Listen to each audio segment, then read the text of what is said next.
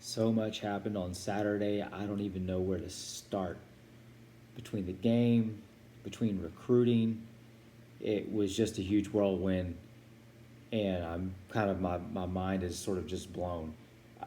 So we talked a few weeks ago about that Alabama win, and kind of like when the Cowboys came after Wyatt at the train station after he'd been run out of Tombstone, and he told Ike, he said, "Hell's coming with me." Ike was given the warning. They went after the next two guys, and here we are with three games left, and hell is coming with us. That's what's happening. It's been warned, and we're coming down to the final scene, to the final act. Um, Starting off with this huge win. So we take down another top 15 team. We've now taken down number one. We've now and number 13 in Auburn this weekend, 20-3. Just absolute thrashing. If I'm looking back over my notes from the preview, all of my projections had us winning, some between 1 point, 2 points, up to 10 points. And this really outpaced expectations. So predictions are always kind of funky because they assume things are going to take place the way they've been taking place. And that sort of happened to a certain degree, but it also happened in such a way we outplayed the predictions. I don't even know where to start with the effort all around this team, but we are going to get into game grade tonight, position grades.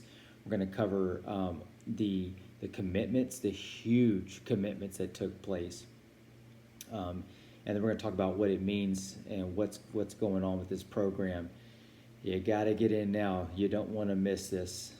I was there at the game on Saturday, and the atmosphere was electric. 109 plus thousand, nearly 110,000 people, and I could not have had a better time. So, this was the first time that we have beat Auburn at Kyle Field. We won as the home team once back in 1911, but that was played in Dallas. So this is the first time that we beat Auburn at home at Kyle. Some notable standouts for me in this game, and I have been critically supportive of Jaylen Jones. It's been, hey, when this guy gets it together, when he starts playing like we know he can, I've thought maybe something was going on. I'm not sure what the background is, but he came to play on Saturday. A bunch of pass breakups. He was Johnny on the spot, and he had an INT. This guy has come a long way this season. If he keeps playing like this, the rest of the season it's curtains. I just feel like it is. Chappelle is playing some of the best ball I've seen a freshman play. Factor in Leon and Damani shoring up the backside. We have just got a really fantastic secondary. Getting on over to Edrin Cooper.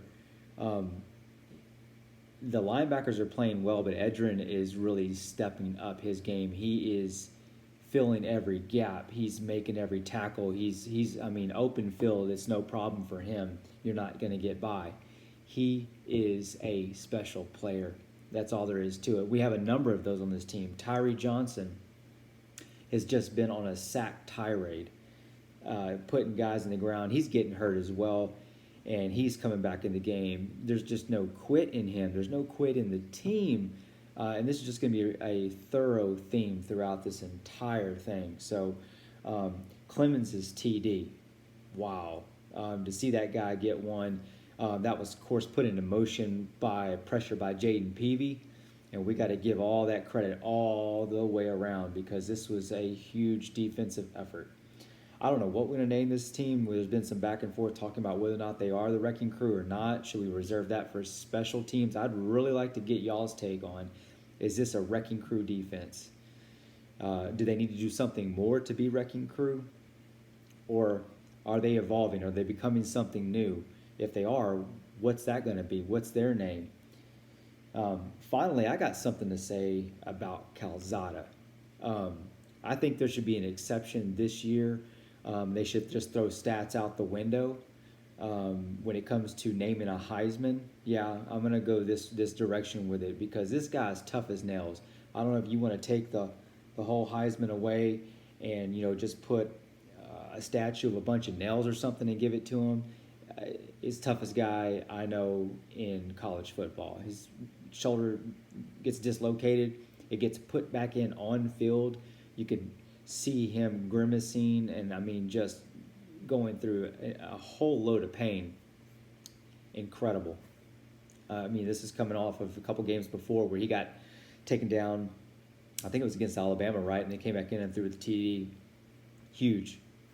So just waive those whole idea of what you think a Heisman's supposed to be, because this guy, he's worth it. He's worth the trip to New York, in my opinion.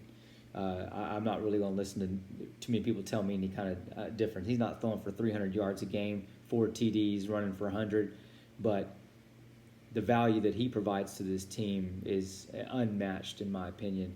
When they see him taking it and getting back up, that kind of leadership is unreplaceable.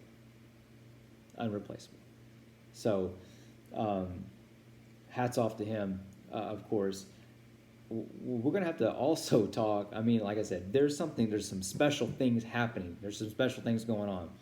And it just got me pumped like I just haven't been. I can't really remember when.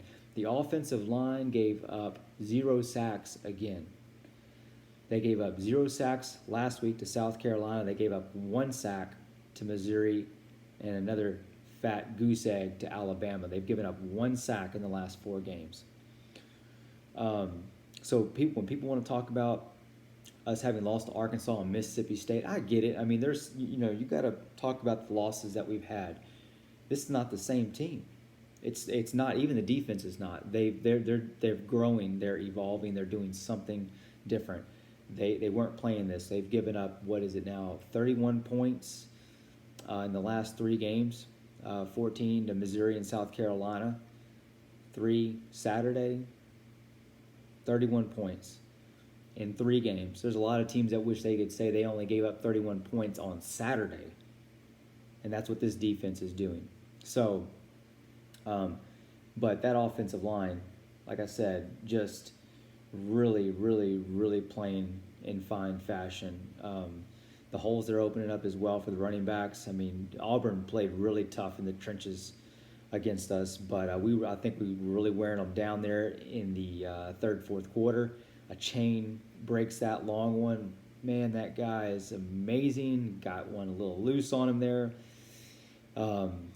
Yeah, hey, that's okay. It happens or whatever. But to see the guys then come and pick him up, incredible culture, incredible atmosphere that's happening within this team. So, what else happened? What else? The number 1 commit in the country committed just before the game, 30 minutes before the game. Walter Nolan goes up to Jimbo Fisher on Instagram Live, is where I caught it, and tells him he's committed. He's an Aggie. This is, for me, this is a little bit backwards. It's a little out of order. I would expect this high of a recruit to wait till National Signing Day. Usually it's kind of a production and it's kind of a show. So I kind of like this early commitment from him. And the idea, though, and of course, because there's another one the same day, 30 minutes later, Chris Marshall commits, top 100 wide receiver. I think ranked number 79. He's a 4-star recruit. He commits. So the thought is these are the first couple of dominoes that are coming, and there may be a few more, and I got some ideas on that. So, again, Walter Nolan commits, Chris Marshall commits. Who else is getting ready to? Well, let's speculate on that. And why would they do that? Why would somebody like Cam Dewberry come to College Station? Walter, Chris, of course, Bobby Taylor's all shaping this up. Another highly rated recruit who's been orchestrating some of this in the background here. But I think they fundamentally see, and I don't want to say College Station because it's not so much about a geography. It's not so much about a city or a state. There's something that is being, I would say, created there. There's something they can see. I mean, there's a combination of things. So I jotted down just a few things to make note of what I think is happening here. First, winning. winning does a lot. Winning's not synonymous with a town or a city, or with a big population or a small population. Winning is winning, and these recruits know what it looks like and know what it and want to be a part of it. And right now, that's what's taking place. Also, our momentum has been trending up ever since 2018. It's never sort of, maybe it's been stagnant for moments, but it's never really digressed. So there's momentum that's going on. The game day experience that you provide is huge. What Walter got to see yesterday, what the other guys got to see as well, and I would even say there's some commits who were held out and really pressured not to go to the game day because other coaches think that if they get a whiff of that, it's going to be lights out and they're going to be flipping or switching. We'll see if any of that manifests. So the game day experience that you are providing, what the 12th man is doing in these games, the crowd, it just seems like, that ride along with Kirk Herbstreit and Bear a few weeks ago when they were criticizing the crowd. They're about as quiet as a church mouse at this point. I hear crickets. Where are they? They're game day's coming to the Grove for A&M and Ole Miss next week. So what is this? This is kind of like, a makeup call from the officials, right? When you got it wrong. And they should have come to game day this week in College Station, but they didn't. And so now they're going to try and make up for it a little bit last week, or should have come during the Alabama game. So be that as it may, let them have what they think that they need to do. You are making a huge part in selling these recruits on this place. They want to play in Kyle Field because it's the best place to play in the country. Couple other big parts of this, though, I think, is development. They see this place as a place where they can be developed. The coaching staff, the relationships that are being forged. There are a few coaches definitely that are working behind the scenes, don't get a whole lot of notoriety. Terry Price being one of them, Elijah Robinson being another, Cromartie probably being a third. Don't get me wrong, Jimbo does his part. Henson does his part on the offensive line. And you've definitely got a group effort going on here, but there are a few that, these recruits are really latching on to, which is just right now is kind of a diamond in the rough or an ace up our sleeve with these guys. They're doing just a really great job. To have Bobby Taylor on the backside, working on him, Donovan Green as well, and there's a lot going on. So there's something special shaping up, and I'm really looking forward to see what it's gonna turn out to be, because we've got technically the rest of November, December and January, and then early February is National Signing Day, but there is early signing days, so that's going to be in December. What will we have by then? So you did hear me mention Cam Dewberry. He was there when Walter committed. He was on the field right there. I do have a picture of him. Let me flash that up for you. And that is maybe a sleeper pick. I think it's been projected maybe that he may be going to Ohio State, but this is one heck of a statement. Look what some of the others are saying. You've got Harold Perkins retweeting Chris Marshall's commitment. So we'll see. We'll see. That's another 5-star recruit there. So to me, the stars are changing. The winds are shifting. There is a lot that's going on here that I am thankful that I'm getting to be a part of, whether it be doing this with you guys, being at the game, watching the games, and just running along and experiencing this entire process. It's just simply amazing. So let's finish this up and do some game grade and position grades, and then we'll finish up with just a little preview of Ole Miss. So these are my best grades of the year. QB is an A. I wanted to go A+, but the stats just weren't quite there. So I think an A is fair. Again, this is like just the toughest quarterback you've ever seen. So A has definitely got to be had here. I think it may be the first A grade of the year. Running backs B plus. We had a fumble there, so I think they did everything that they needed to do still. But with the fumble, I think B plus is probably in the correct range. Wide receiver, I'm going to go B plus here. We had a number of drops again, although they came through when they needed to the most. The drops are just something that, to me, there was just a few too many of them to drop it down to the B plus range. There was also a number of blocks that we probably need to be better on that could have really broke this game open. So it did a good job overall, but those are my reasonings why I'm down in the B range rather than the A range. But I'm not in the C range, for instance, because of how much production they did have. So I want to also make sure I hit on those good parts and not just the things that were missed. Offensive line, I'm going to go A plus here.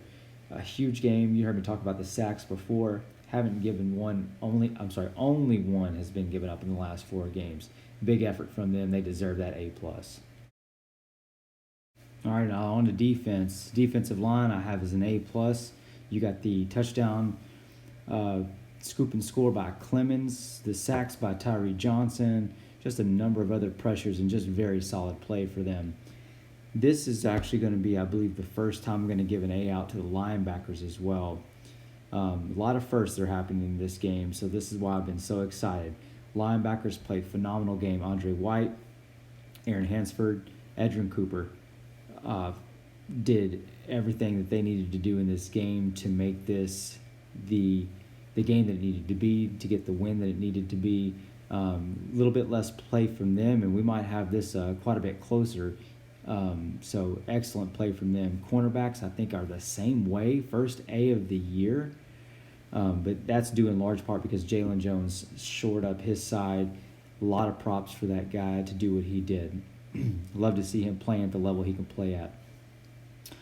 Safeties, they played A for me as well. Just no major mistakes. Maybe not an interception to get them in the A plus range, but just a high level of play. Special teams, I'm going to go B plus. We had the missed field goal. So that's what put me down in the B plus range, but still making the other 4 was big. So this is what differentiates this from being like a C type effort all the way to a B, because it was so effective there. So great effort overall by the defensive special teams, same as the offensive line. Wow. All right, last thing I want to do tonight is give you a quick preview of what the matchup with Ole Miss looks like on offense.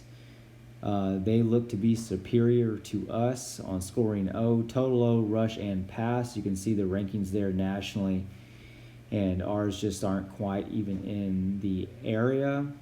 So definitely some cause for concern right off the bat to start. I know there's some speculation about, and/or the week before when Auburn played them, they were without a number of players and a little bit of a shell of a team. So we'll see what that looks like by the time we get to next Saturday. On the defensive side of things, we got a completely different story. In scoring D, total D, rush D, and pass D, A&M is the clear favorite. Looking at total D and rush D in particular, they're pulling 104th and 108th in the country by the Rebels. So it looks like we should be able to run all over them at first glance. But they have a strong offense, and will we be able to hold pace with that strong offense? So maybe we will, maybe we won't. We've got 2 tells of 2 teams here. One's in favor of Ole Miss, one's in favor of A&M. And we're going to have to dive into this much deeper so we can figure out where the advantage lies, like we did with Auburn. As we dug into that so much deeper, we found that A&M had quite a few areas, at least a half a handful, if not a full handful, where we had the advantage. And that played out on Saturday, so we're going to look at that much deeper. Hopefully I'll be able to get that to you as soon as possible, but finding all that stuff takes a lot of time, and I love doing it, so you'll just have to be patient. It'll be here, but then you'll know, and then we'll have a good idea about what Saturday is going to look like. Until then, we beat the hell out of Auburn. Now let's go beat the hell out of Ole Miss.